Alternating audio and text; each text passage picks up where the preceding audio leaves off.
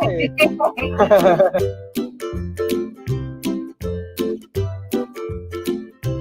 Kasi ang pinaka-core natin ay good intentions. We do everything with good intentions. Ano ba ibig sabihin ng good intentions, diba? So, number one, like ko sinasabi, if your intention is beyond making money, money will follow because your intention speaks louder than your words and your actions.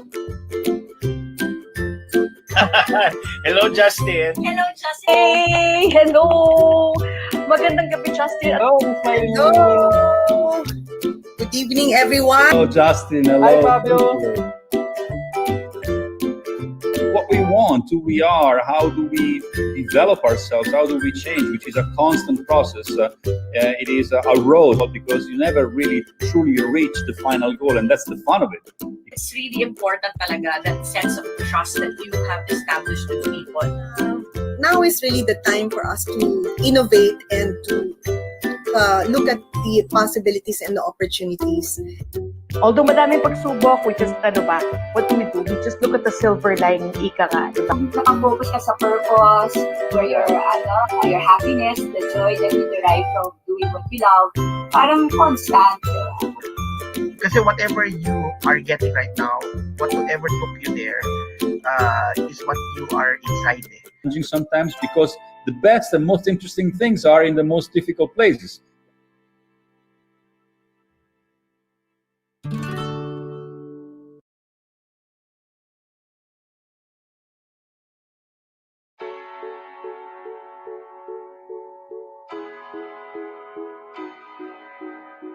Justin Binon is an award-winning mentalist who goes by the moniker Mental Assassin.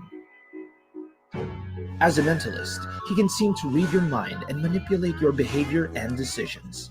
He does not claim to possess either supernatural powers or psychic abilities. However, he can figure out what you're thinking through the use of psychology, observation, hypnosis, the power of suggestion, and stagecraft. You can see him perform at hotels, corporate events, media events, social gatherings, government events, malls and private parties, and has performed for influential people and famous celebrities and personalities, where he has been labeled the most sought-after mind reader in the Philippines. Ang galing mo! Justin, ang dahil sa iyo galing, ikaw na talagang ating UH Morning Star. He has also been featured on a lot of TV and radio shows from different networks and stations like ABS-CBN, GMA7, TV5, Magic 89.9, and the like. He also has his own online show called Going Mental on Flippish and Mind Over Matter at the Thinking Man's Classroom. GMA also produced a TV special called Mentalismo, where they featured Justin's skills as a mentalist and followed his everyday life. The ratings were up the roof and Mentalism became a huge hit after that. Justin also had his own weekly segment on TV5's Magic Bagsik, where he showcased his skills to celebrities and personalities. One of the highlights of his career is when he had a 2-night live theater show in Cinema Concept Theater. It was in Semicon Building in Marcos Highway, entitled Mentalismo. He featured his skills as a mentalist in a one-of-a-kind full-length 2-hour show. It was a first in the Philippines, and the people were truly in awe from the start to the end of that show. Now, he headlines in shows all around the country in different bars, restaurants, and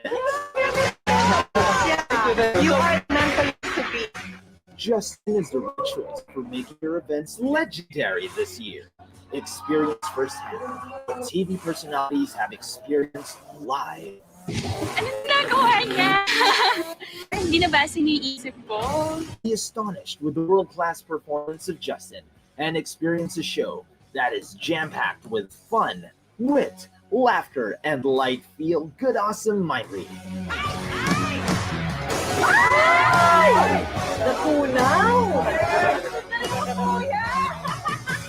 It's his passion to entertain and deliver the best shows to his audience. And oh, one last thing. Your mind is next.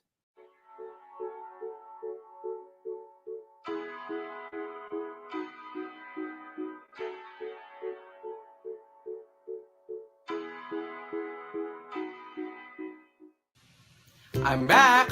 This is your friendly neighborhood mind reader, Justin Pinon, spreading good intentions. We have exciting guests all lined up, and we have a new format just for you. We'll do a short mind reading with one lucky viewer, and we'll interview significant guests and role models. We'll feature more MSME goods, and we'll play with the guests, and you can win prizes. And we'll have a special Q&A segment when you can ask me for a piece of advice. So, watch out! August 6, 8 p.m. only here on BBN.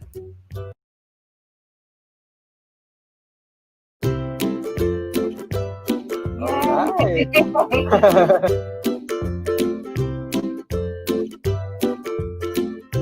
Kasi ang pinaka-core natin ay good intentions. We do everything with good intentions. Ano ba ibig sabihin ng good intentions, diba? So, number one, like ko sinasabi, if your intention is beyond making money, money will follow because your intention speaks louder than your words and your actions. Hello, Justin. Hello, Justin. Hey! Hello! Magandang gabi, Justin. Hello, smiling. Hello! Good evening, everyone. Hello, Justin. Hello. Hi, Fabio. What we want, who we are, how do we develop ourselves, how do we change, which is a constant process. It is a road because you never really truly reach the final goal, and that's the fun of it. It's really important talaga, that sense of trust that you have established with people. Now is really the time for us to innovate and to look at the possibilities and the opportunities. Although madaming pagsubok, we just, what do? We just look at the silver lining, ika nga, diba? Nakafocus ka sa purpose, where your happiness, the joy that you derive from doing what you love, parang constant. Kasi whatever you are getting right now, whatever took you there, is what you are inside it. Sometimes because the best and most interesting things are in the most difficult places.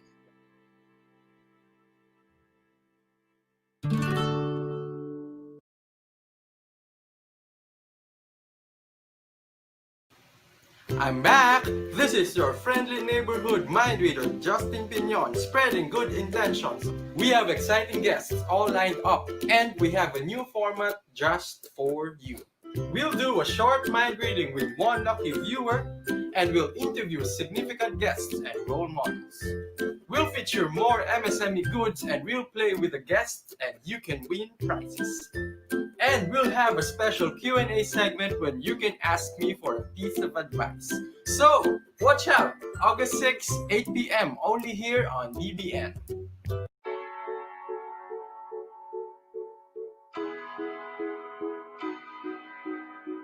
Justin Pinon is an award-winning mentalist who goes by the moniker Mental Assassin. He does not claim to possess either supernatural powers or psychic abilities. However, he can figure out what you are thinking through the use of psychology, observation, hypnosis, the power of suggestion, and stagecraft. He has also been featured on a lot of TV and radio shows from different networks and stations like ABS-CBN, GMA7, TV5, Magic 89.9, and the like.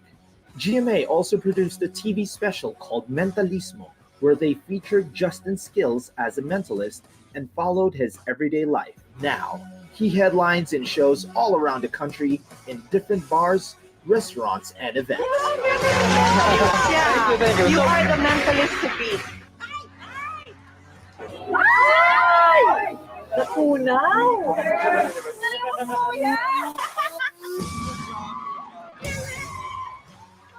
Ladies and gentlemen, prepare your minds for the most sought-after mind reader in the Philippines, the mental assassin, Justin Pinon.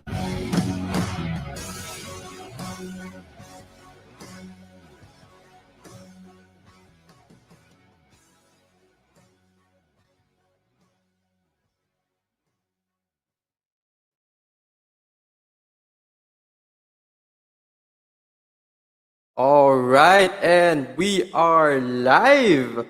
Happy Thursday again sa mga nanonood ngayon dito sa Bounce Back Network. Once again, this is Justin Pinon and welcome You are very welcome dito sa show natin na Beyond Mind Reading with Justin Pinion. And we have a special episode tonight because we have an OG sneakerhead, sneaker collector, and I'm really excited to interview and learn from this guy. And before we begin, shout out muna tayo sa mga nandito ngayon. Hello, LJ Concepcion!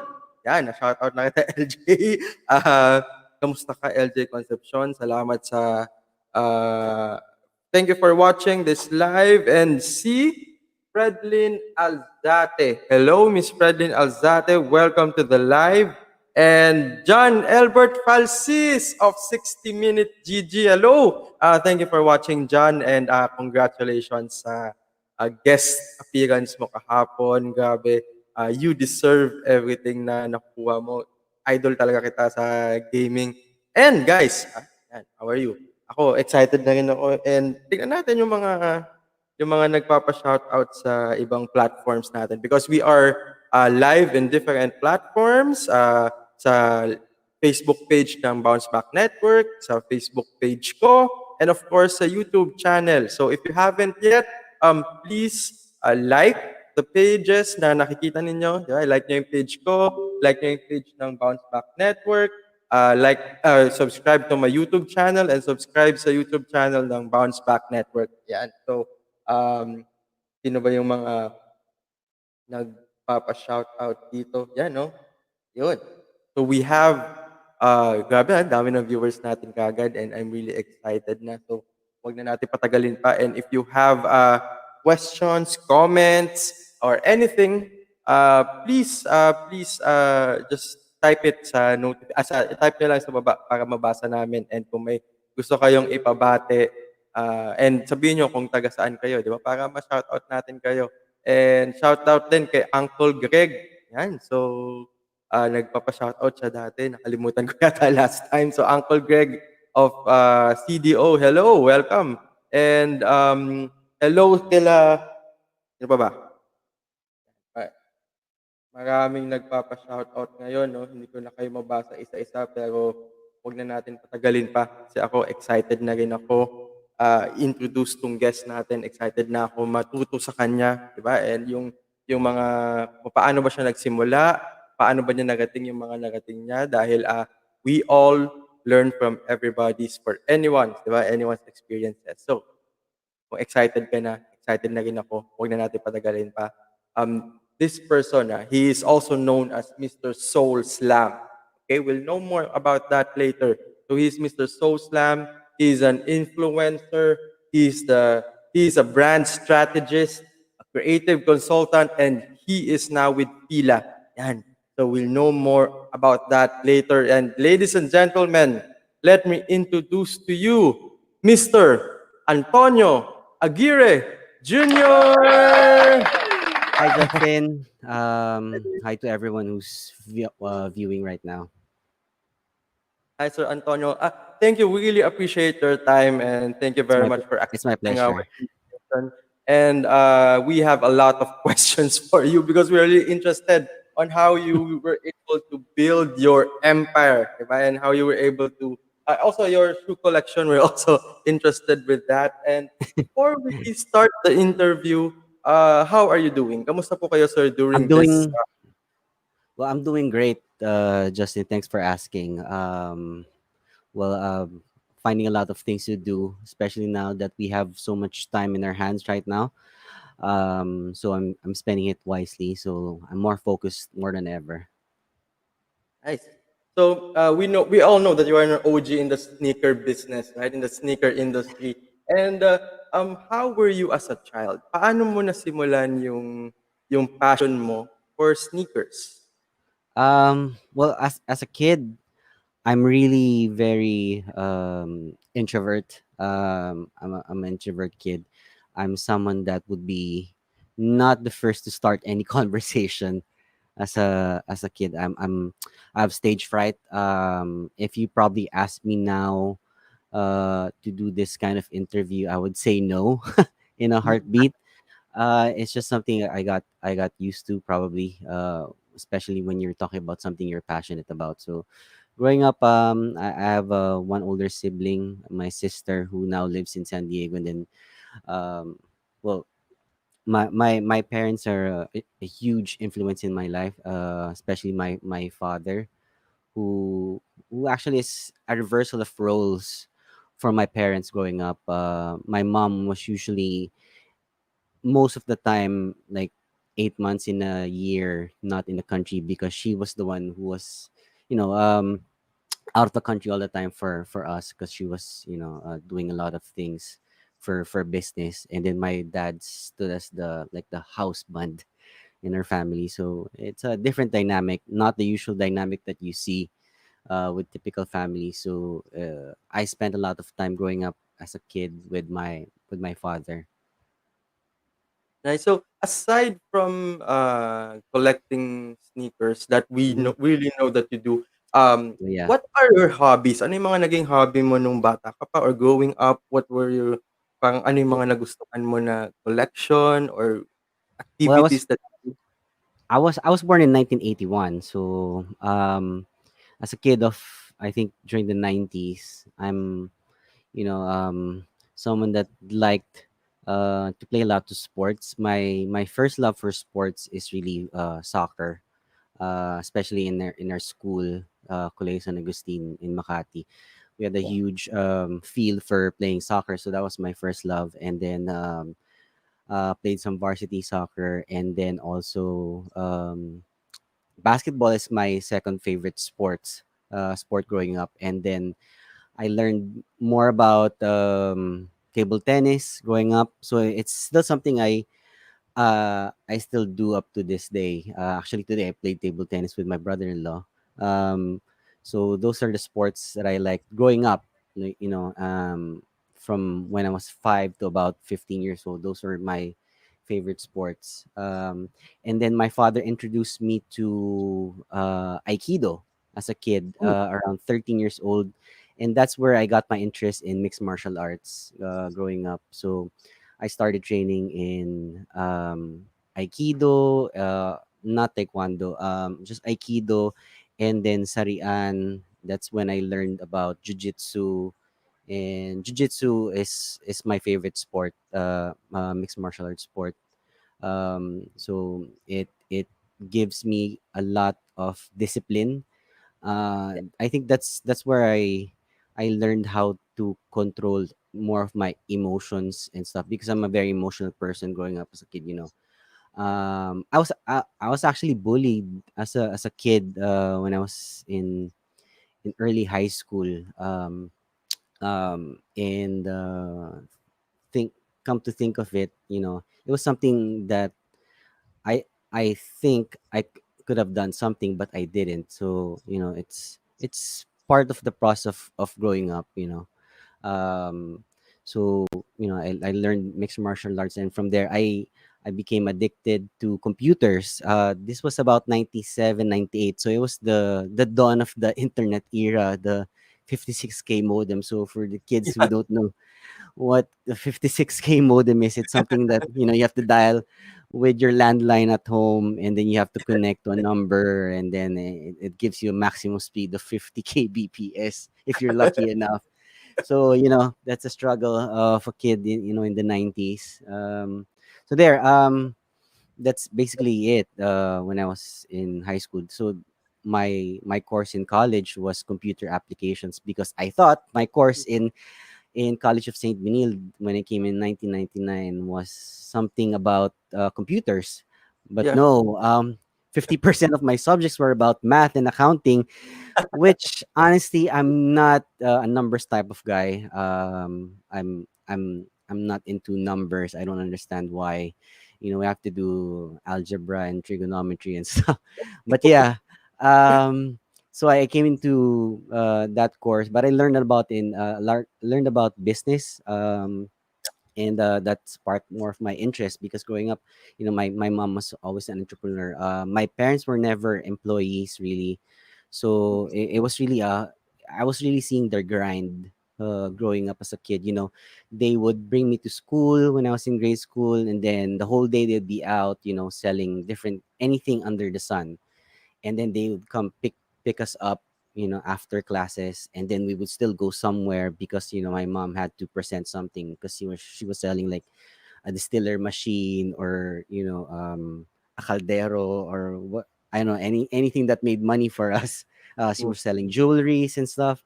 So that was pretty much what I saw from my parents, like the daily grind of trying to make money every day. So actually, what's funny was, um, growing up, me and my dad, I asked the first question I asked my dad when I was 6. That he told me was very interesting, was how do people make money?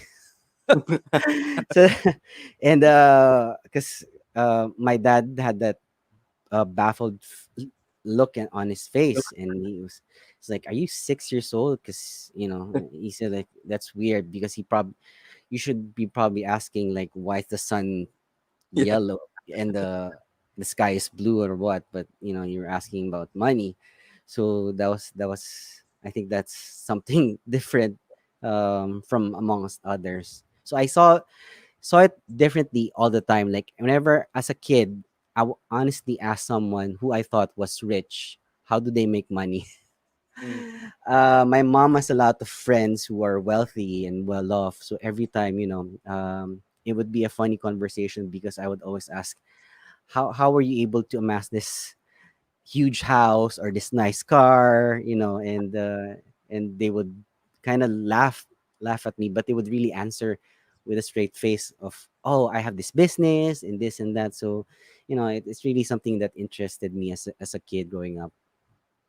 Wow. Ah, so parang nung bata ka pa lang nate-train mo na yung sarili mo in being an Right, entrepreneur or businessman, right. right? So, and a Yeah, lot of people watching right now are into business also and salespeople. So I'm sure they're gonna learn a lot from you tonight. yeah. And we are all interested also because when we posted this, a lot of people PM'd me and told me na lalo na sa sneaker scene 'no, na told me na idol ka talaga nila as in, "Uy, si Sir, Antonio sobrang idol namin niyan." But before we go to Soul Slam, I would like to know what ano yung journey mo na nag-lead sa Soul Slam and what were your other businesses na pinasukan mo aside from sneakers and shoes? Okay, so growing up, my since my mom used to travel a lot, so she would travel to the US and Europe, and every time she would go home, she would bring a lot of things, and most of the things that she would bring home were food, especially chocolates and candies and stuff. So what I would do is, because I don't have a sweet tooth, and neither has my sister, so it's weird. She brings up a lot of chocolates and stuff. I would bring it to school and sell them. So I basically didn't have any puhunan whatsoever. Just took whatever is in the storage and then just sell it in school. And then everything that I made, I went to the grocery and buy more candies and chocolates. So, it was something I did as a grade school student. And then in high school, about I think second year in high school, that's when I started learning about setting up computers, like the desktop, like setting up actual desktop computers. So that's my first big thing that I actually did, was selling computers, desktop, before all these computer shops even came about in the Philippines. Actually, if you're familiar with Gilmore area in Yes, Quezon yes, yeah. City, so it has, before it that even existed, I was already selling computers to computer shops, and that's where I made my first million as a 15-year-old. And then, Wow. yeah, so when I turned 16, I already had more than 1 million pesos. Imagine that. In 1997, I still have my passbook. uh, Seeing that, I had this amount of money as a 16-year-old, and something I made on my own. So, my parents really were really supportive of me. So when I turned to college, it was just natural that computer was something of my course, but I didn't research about it. So I found out that 50% of it was about computers. It Yeah. wasn't about computers. It was about accounting and spreadsheets. So it was horrible. I was an average student in college, but in college also, I did a lot of things as well. I was, financing. I was lending money since I had cash, so I was lending cash for collaterals. Since growing up as well, our family business is about pawn shops. So as a kid, I learned how to cashier and do a lot of work, clerical work in pawn shops. So yeah, it was just normal for me to lend money to people with collateral growing up. So it's not something you're used to seeing, a 17-year-old kid lending you 20,000, 25,000 for, I don't know what they're going to use it for, maybe tuition or, buy a new cell phone back then. But then in college, so I was making money. And so after graduating college for about a year and a half, I was still making money with computers. And then slowly, Gilmore was building up. So I could not sell computers anymore. So since, you're still fresh from graduating college, so I wasn't really looking for a job. I basically spent all the money that I made on useless things. I bought a car, it was blame it probably on Fast and the Furious, seeing a lot of nice cars. I wanted the Honda Civic, set it up, a car worth, 800,000, then you spending more than 2 million in useless things, putting them all together, growing up, so, and then going out with friends, and then yung ikaw yung taya parate, ikaw yung nagbabayad lahat, parang walang bukas, sagot mo lahat. So, naubos, basically. So, and then I thought money would just be continuously coming because that was my primary source of income. So, and then my dad said, "Okay, you don't have any more money, so you should do something, find a job."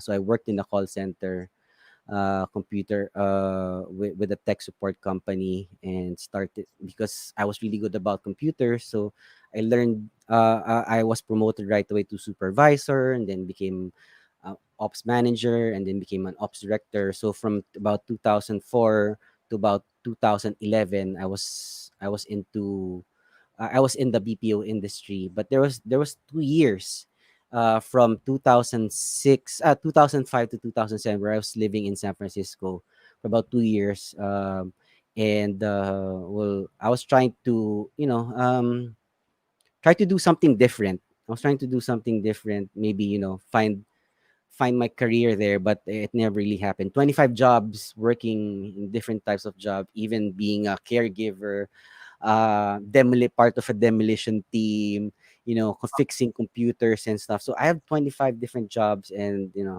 not I came there to the States with $2,000, and I left with $2,000 after 2 years. So basically, nothing really happened to me there. It was just really experience and just meeting people, and then um, going back to working in a call center, I was retrenched. Our account with Asus Computers, I had 4,000 employees, 4,000 agents, 180 supervisors, 6 operations managers, and we all lost our jobs to Jamaica because they were cheaper.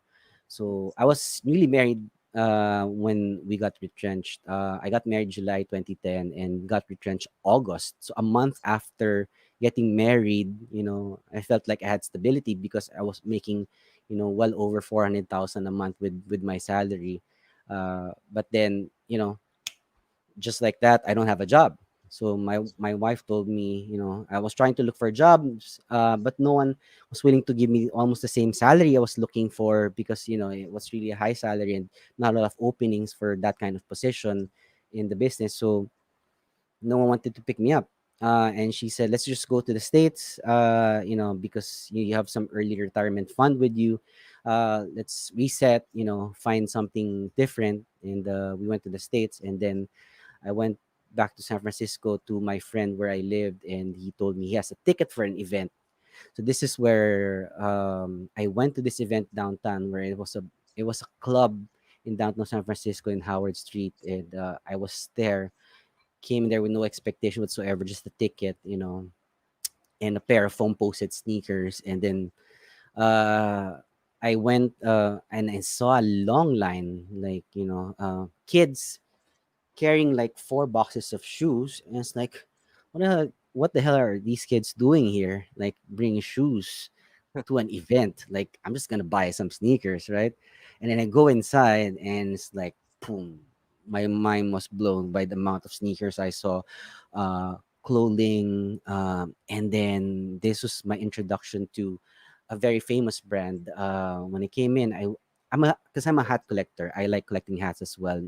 Besides sneakers back then, I went to this guy and then asked him, "Hey, how much for that hat?" And he said 120. So that's $120 for a hat. And I said, 120? Are you serious? And he said, bruh, because the guy was, and he was African American, and he said, bruh, it's Supreme, bruh. What are you talking about? Go research.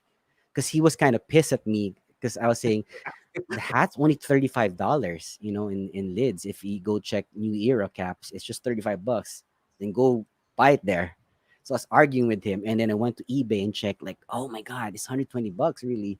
So that was my introduction to streetwear, and then I going back in the plane, going back home. I told my wife I want to do an event wherein people come together, wherein they could come and talk about their interests because I'm interested about shoes and stuff. And then we would all come together and just talk about sneakers. And then there would be people selling shoes, and whatever is connected to shoes. Because my part was just shoes, not clothes. So we did the first event in Roanoke Art Center in September 2011, when we were just expecting about 500 people, and then 2,500 people came. So we had to buy stamps because we only made 500 tickets. So we sold the tickets. So we had to rush someone to get stamps in National Bookstore somewhere nearby. So we bought stamps just to stamp everyone who was going in, and we could not hold them off.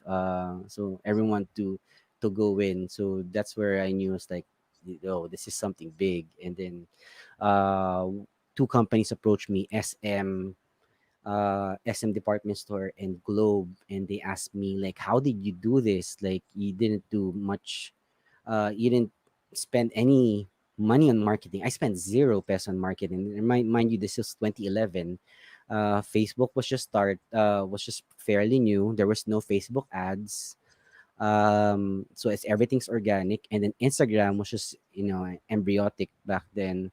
I just started my personal account on Instagram. It wasn't even social. It was just personal account back then, and then I was just promoting it, and then I got surprised, like 5 times of the people we expected was there. And then it just blew up from there. Opportunities came, and one I just remember one thing that the executive from Globe told me, like, you have right now, and it's something you don't realize, he told me, one of the most impulsive buying markets today, and you captured it by spending no money. How did you do it? And I just told him how I did it and stuff. So that was my first go around with consulting as a marketing consultant. I didn't know I was doing marketing. Basically, I was just inviting people to go to an event, and then I learned that it was just innate in me that I had that marketing skill, because most of us were 98% of the things that we can do in life, we're not good at, but there's this 2% that most of us are good at it, like whether it be like swimming or cooking or driving. We're above average, right? So I didn't realize that 2% would be marketing for me. So I would hone that skill even further as more and more clients started to approach me and ask me for help. A lot of people ask me for coffee sessions. I'm just like happy to do, like, okay, let's sit down in Starbucks. Let's chat about this and that. Okay, I didn't know they were just picking my brain for free for a cup Yeah. of coffee. I'm not even a coffee drinker at all. So yeah, so that's it. So opportunities, just doors and windows came knocking because of that one thing that I created. It was an opportunity wherein there was a gap in the market, which I actually filled up, and that's something I learned early on, that if you find something that's a gap in the market, there's none that's supplying it, then you're in a blue ocean market. That's what I realized. Because if everyone, for example, is selling, let's say, ube pandesal, you're in the red ocean. We're in, everyone's selling ube pandesal, and whatever it is, whatever you put in, it's still ube pandesal, right? So there's like thousands of them selling that. But like for sneaker events, like what I did, I was just only one doing that. So yeah.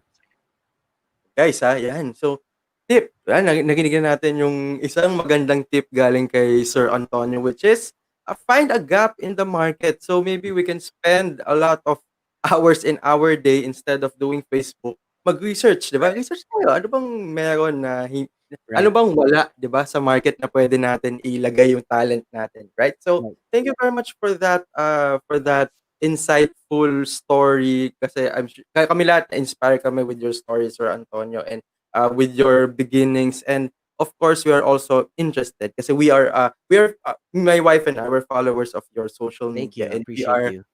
we are really amazed by how your relationship with your wife goes, right? So we are also interested kung paano siya nakaka-support with your businesses and your sneaker collection especially, right? Well, Oh, kasi at first my with my own experience and with the experience of my friends, there's this little war with spouses with collections, right? So, so, well, uh, so how is your relationship with your wife in that area?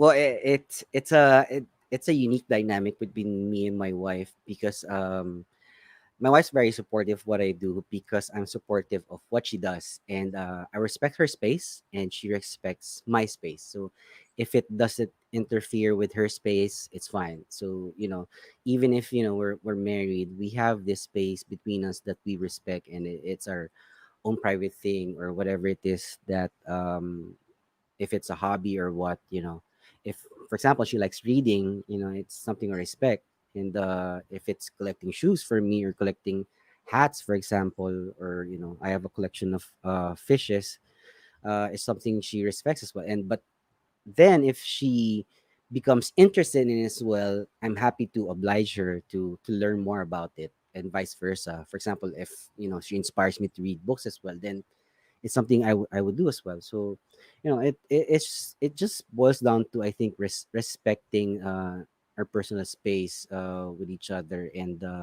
I know collecting sneakers, for example, is very expensive for some people, especially for those who are just earning enough to survive. So it's a very expensive hobby, to be honest. Not a lot of people can really spend 10,000 pesos on a pair of sneakers every month, maybe every other month, because they have priorities to take care of. So it's balancing and knowing what your priorities are and not neglecting the priorities they have.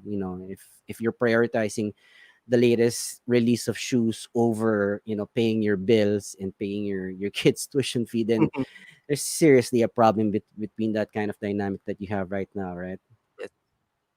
Yan. So, guys, also din sa mga in a relationship right now. So, great. The reason why I asked Mr. Antonio that is because a lot of people are really struggling on that part, yung relationship with their spouses or boyfriends, Right. girlfriend, with their own collection. So, maybe one thing you can do is to involve each other or be interested at least Right. sa hilig ng Yeah. asawa mo, boyfriend mo, girlfriend mo, 'di ba? So, yun Because yung siguro I feel like the strategy of bribing them with your hobby, like for example, you buy a pair of Jordan, and then you buying her as well, so that you be twinning. It's a bad suggestion for me, to be honest. Twinning is not really good because you're basically spending more than what you should. Because if they're not really interested in it, so don't try to force them to enjoy what you're enjoying, because even if you're married and you share common bond, it's not everything that's common with you. So if they don't enjoy it, then don't force them. Yes, correct. Now, a lot of people are asking then also, no, going back to being an entrepreneur, Mhm. because we believe that we learn from failures, we learn from Right. mistakes, and aside from the things that you mentioned earlier, um, is there something na parang napaka tumatak sa'yo na failure that you learned from and you rose above from? Well, i've I'm very open. I've talked about it more often than not in my platforms in social media, where it be in voice, in my podcast, or in video on YouTube, or even in my social media accounts, that very open to all the failures that I have. I failed in business ventures, in food, in clothing, in investments, in stocks, in real estate, and so on. So I probably failed about seven huge investments in different business, but that didn't deter me from the fact that I only needed to be right once so that I can uh, prove that I'm correct.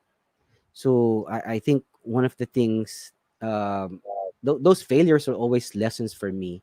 You know, this is how I realized that, I wouldn't do business with a specific type of person, for example, and it's just me because through my experience, working with someone who's from the government, or someone that's a lawyer, or someone that's a priest, or someone that's in military or police, are type of people that I won't do business with because I've had bad experiences with working with them, or it's just not fruitful. So those are some of the things I've learned so many things from my failures, and that's one of the key points in me, in my personal growth. It was that I was always gung ho. I was never afraid that I would fail. I don't have this fear of failing because it didn't happen if you haven't tried, right?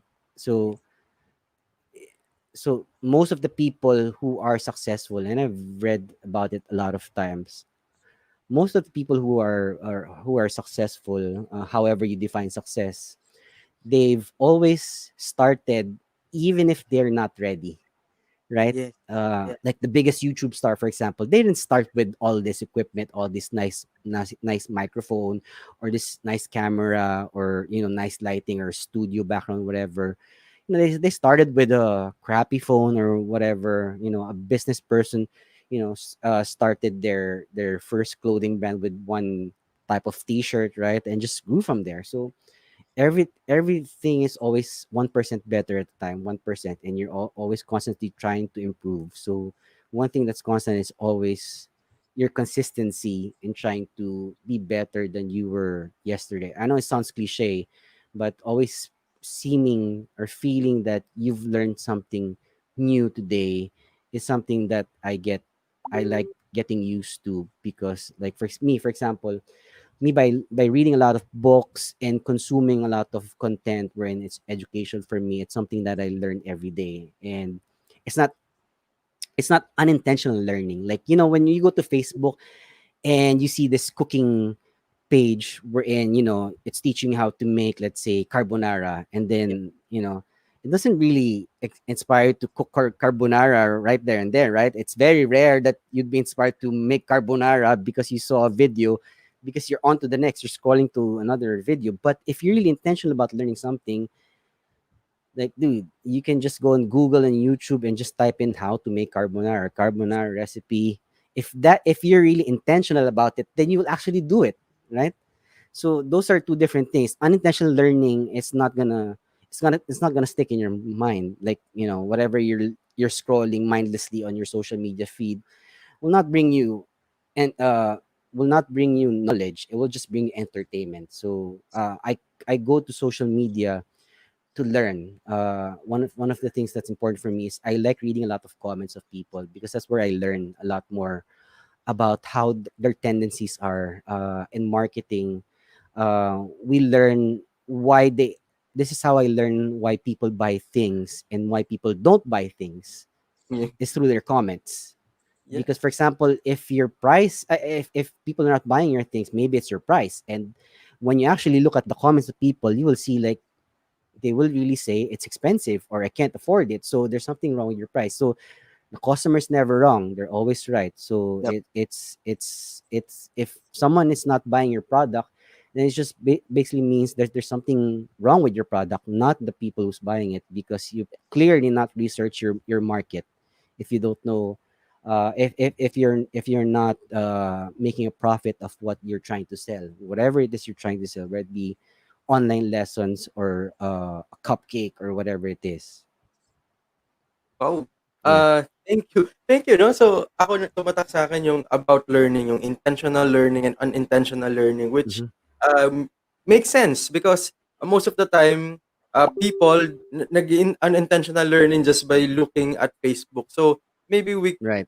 one time let's just try na mag-search for something na may matututunan tayo, yung Mhm. intentional learning habit. So, thank you for Yeah. mentioning that, Sir Antonio, no. So, Well, and usually, I mean, are you familiar with the game The Sims? yes, yes, yes, I am. Right? You know, for example, if let's say you want to be the president of the country, let's say that's your dream, right? On in The Sims, what will it tell you? It will tell you to do something every day for the next 8 hours to learn about the government or learn something about governing people, and you're like running a country, right? So every day for 8 hours a day, out of your 24 hours, besides sleeping, 8 hours will be dedicated to to learning, whether it be books or through mentorship or what.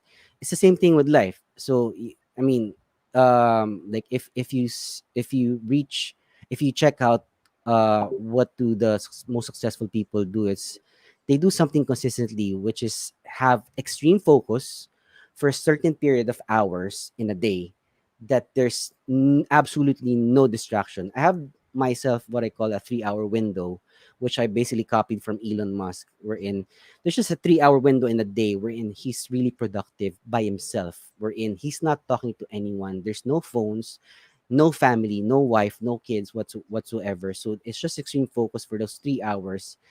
And the tasks that he's supposed to do for that day or his goals are completed within those 3 hours, where it be reading a book or completing a project that he wants to complete. So it's the same thing that other successful entrepreneurs have done. Like Warren Buffett, Buffett actually he reads 500 pages of a Wow, book every day, every and day. he does that between 12 noon to 1 p.m. That's his Y- lunch basically, right? So I mean, just observing what the successful people do will give you an idea of what's the common thing around them. They have extreme discipline for a certain period of hours, and they keep learning everything. They're they're purists when it comes to learning. That they put a lot of time on, not on entertaining themselves, not on Netflix, not on watching TV, but learning something new or something that would be very interesting for them, that they can learn from or be conversational about in the long run. That's why they're very good conversationists, because you learn a lot of things from, like reading a book would give you a lot of knowledge from, like, picking a brain of someone who's really smart, for example, right? So I mean, it's something I really suggest. Like I read one to two books depending on its length every week. That's just one of my goals. So I read about six to eight books a week. I've been doing it for the past 4 or 5 years now. So that's how I keep on learning new things every day. So maybe a good question to ask our viewers is, 'di ba? So, kung ano na ba yung nagawa nila today to get their dreams, 'di ba? So, ano na ba yung nagawa Right, nila? Gawin mo just for 3 hours, 'di ba? So, ano ba naman yung 3 hours right, sa 8 or 9 hours kang gising or 12 hours kang gising, 'di ba? So, what right. is three So hours for yourself? And that is for yeah, yourself naman, 'di ba? So, it's not right. for anybody else. It's for your dream. It's for your future, and sobrang insightful. And also coming from my knowledge with neuro-linguistic programming, what you said earlier was Hmm. really good. Yung look at the things na nagpapa-successful sa mga successful people and copy it, 'di ba? Yung napakaganda nung sinabi niyo, Sir Antonio. And Right. um now, ito may isang nagtanong, how is it for your businesses during the lockdown? Kamusta daw yung mga businesses mo and papaano mo na-handle? Kasi 'di ba nga, a lot of people watching here are businessmen also na Right. struggling because of lockdown. So paano niyo po na-handle yung mga businesses ninyo during the Well, pandemic period? a lot of things, because I have businesses in F&B, real estate, and retail business. So most of them are really struggling. So right now, it's really a great time to be learning more about your customers and really trying to put more um, emphasis on the marketing of your products. Why? Because once the world opens up again for all of us, like, there's an opportunity for, the world to open up again. It looks, stores are opening once again slowly.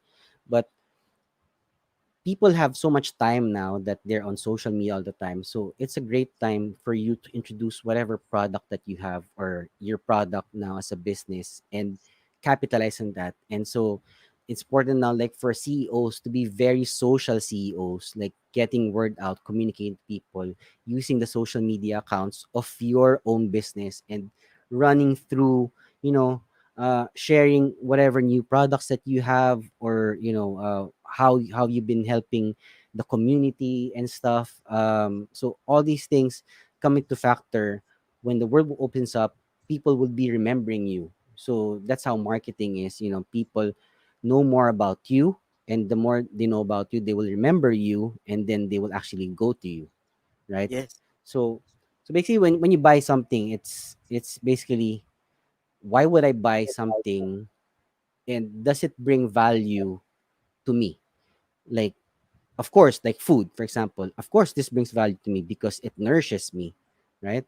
But if I want something more healthy, I'd look for a healthy alternative. So this one has higher value for me, right?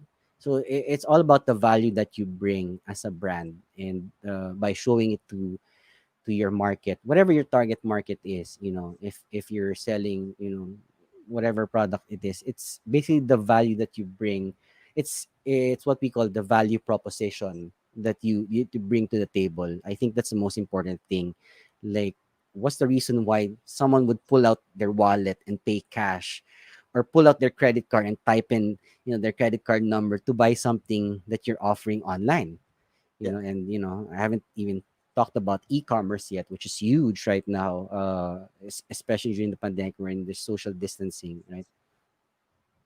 And speaking of marketing and giving value, kasi a few years back, maybe last year or last 2 years, I read something about you na you are one of the people responsible for bringing back Fila sa Philippine market, yung nagpasikat ulit ng Fila. So, how was it collaborating with Fila? Kamusta?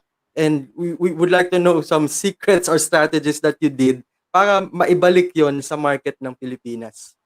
Well, Fila was kind of dormant back then.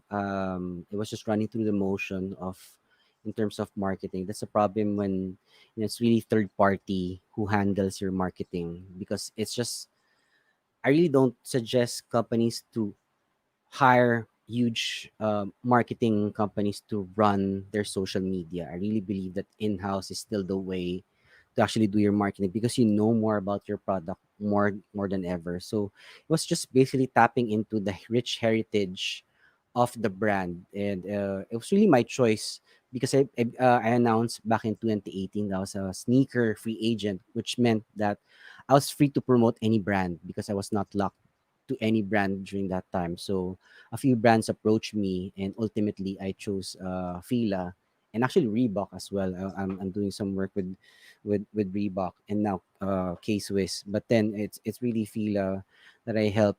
And just great timing that the Disruptor was became the shoe of the year back in 2018. Yeah. It actually helped boost its sales. So, one thing that I took care of was growing their social media following. They had about 10,000 followers on their Instagram. Remember when I took over in June, and then a year after, it was about 112,000. So in just a year, it grew 12 times. I think, yeah, 12 times. So how did we do it? It's really personalizing the social media accounts by engaging the followers that we have, like asking them questions. What do they like? What do you think about this shoe? And really interacting with them as if you're talking to Fila as a person, not as a brand. So one of the key components that I took care of was making sure we have a community specialist who was always online at least 16 hours a day. So ito yung tinatawag na tulog lang yung pahinga niya.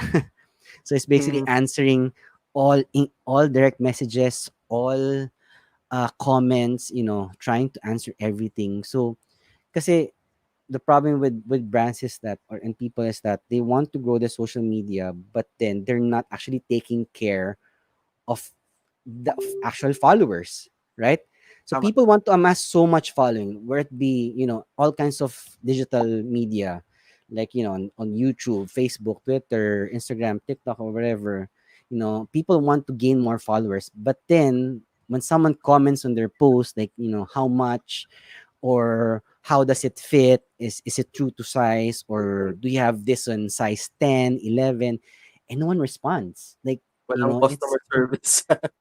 right. It's not just customer service. It's really personalizing. Like, when I message a brand and and ask, like, do you have that in blue?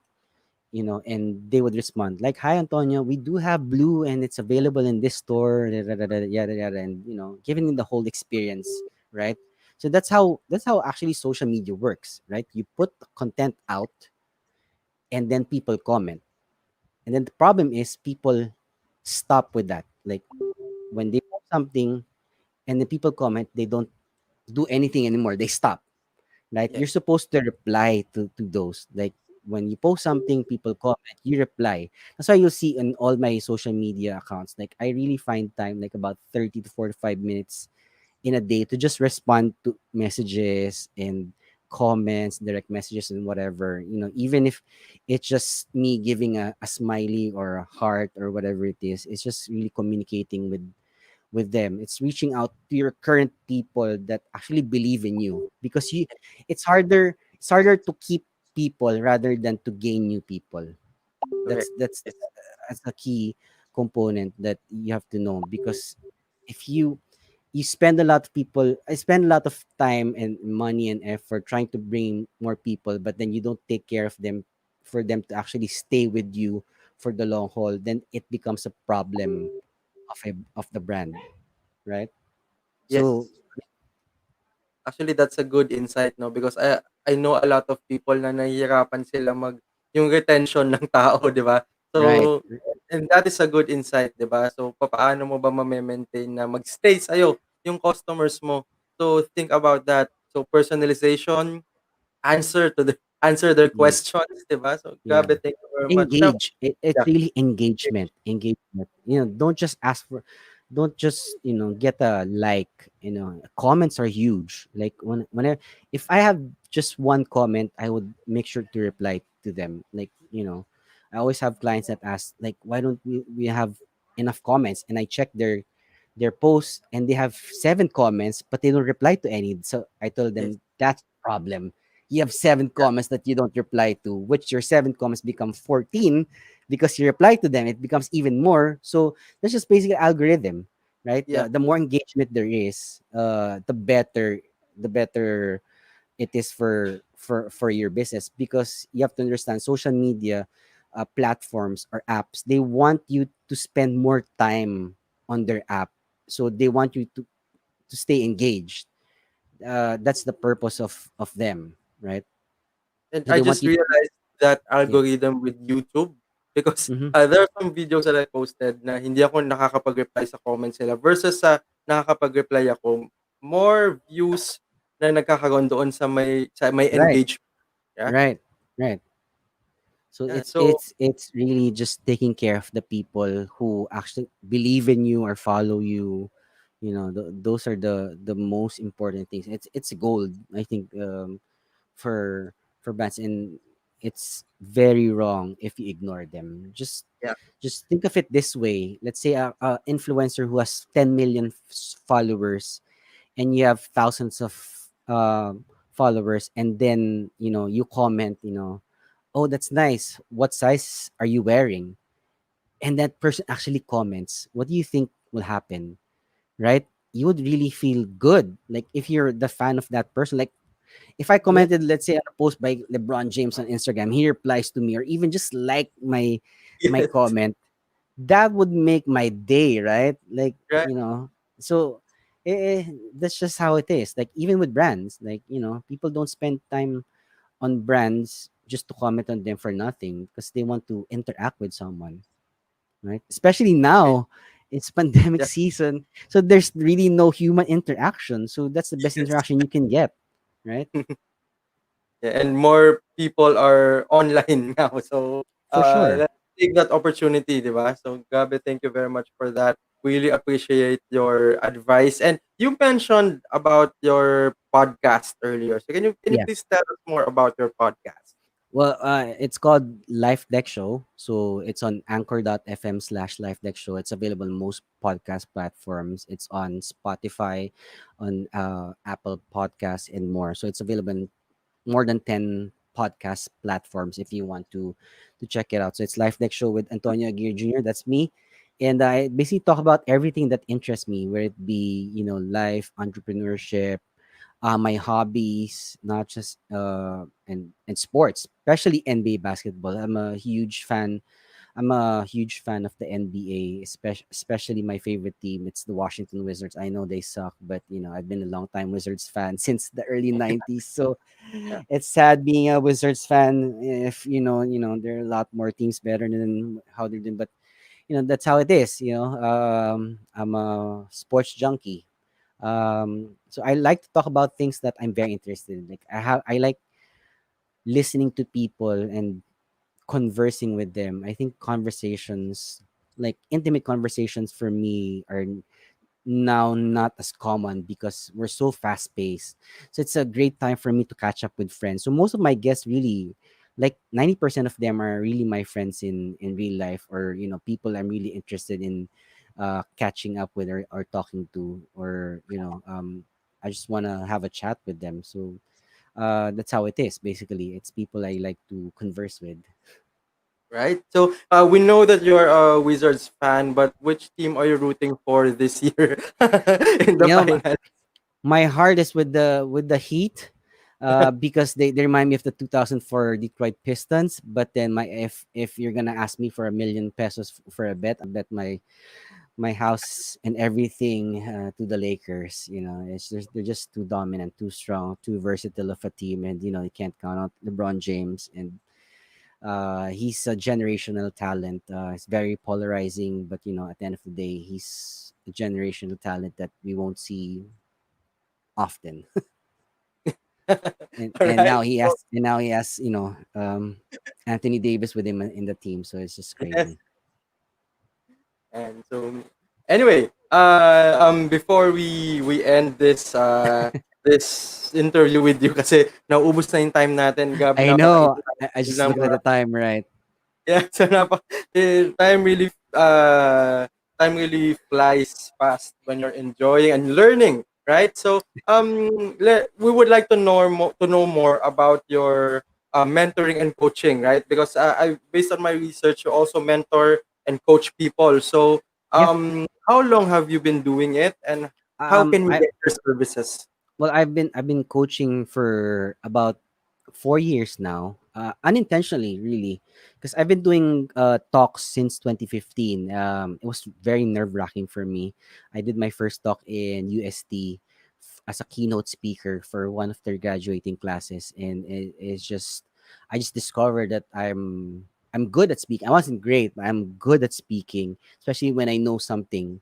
Like if I just talk about something that I know, that I could talk about it for hours and hours and hours, just like what we're doing now, right? But so it just grew from there, and then people approach me and ask me for help, and people ask me for mentorship and stuff.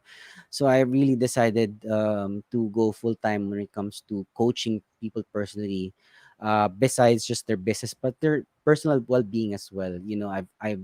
I've coached hundreds of people in different ages. Like the youngest I've coached is someone who's 14 years old, and the oldest I've taught was 59 years old. And it's just basically mindset coaching that I do. I really do personalize everything. I try to get as much knowledge as I can from all the students that I work with, and then go work on from there. So I do my research first on them and what they actually need. And the one of the most satisfying facts for me was being able to save lives, actually, because I've had students who, prior to meeting me and coaching them, they were about to take their lives. So it's just really sad, and when people get depressed and they want to commit suicide, it's really a huge, huge thing. I'm not a great person before when it comes to dealing with that. But then I learned eventually that you just really need to listen to them, and it's basically saying, not saying to them na it's all in your mind and stuff. That's the wrong thing to say. It's just basically telling them that I don't really know what you're going through, but I'm here for you and I'm ready to listen. I think they just need someone to listen to. So if you're a friend, never tell them that it's all in your mind, or ka nga maarte, or what, or kaya mo yan, because they cannot. So those are, I think, one of the highlights of my coaching careers, being able to save a lot of lives from taking their own lives, and just seeing them grow as a person individually, in their relationships, and especially in their growth in their business as well. So I do my coaching. If people want to know more about my coaching, they can go to my website, antonioaguirrejr.com, and then just check out the link about coaching. And there I give out different rates for my sessions, where it be 1, 5, 8 sessions, or on a retainer basis, which I do a lot for people as well. Yeah. Yeah.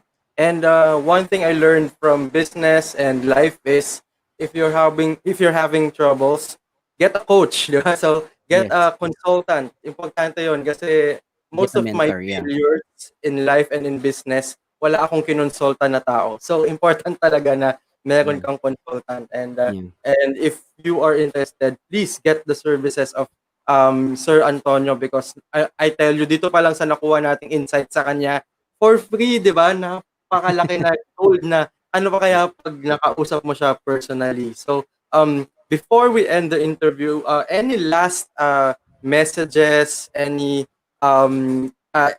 more advice na pwede natin mabigay sa mga entrepreneurs listening and watching to us now?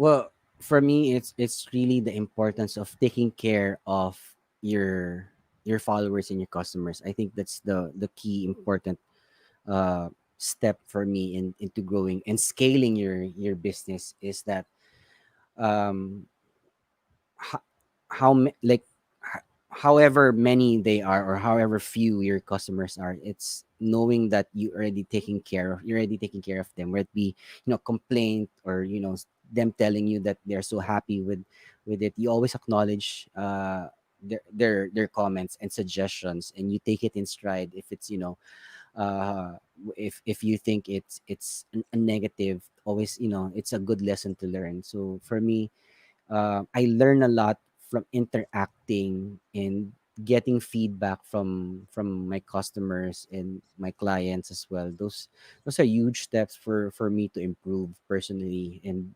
for businesses. Everything is getting feedback, and taking it in stride, because a lot of people they're not, let's say, very receptive when it comes to feedback, Yes, yes, especially, and people don't know how to deliver feedback. yes, Like they say, ang pangit, or hindi masarap. Diba? yes, They're just very bland when they say things. So you take it negatively, as if it was an attack. So for me, I learned to never take it in a bad way. However the delivery is, however bad the delivery is. So we always take it positively. And if there's, a rude comment that you get, breathe 6 times in and out, and walk out for a bit before you even try to respond to that, because one wrong thing you say is just magnified. Even if you do 99 things great, if there's one person that you piss off, it could be the end of your entrepreneurial life.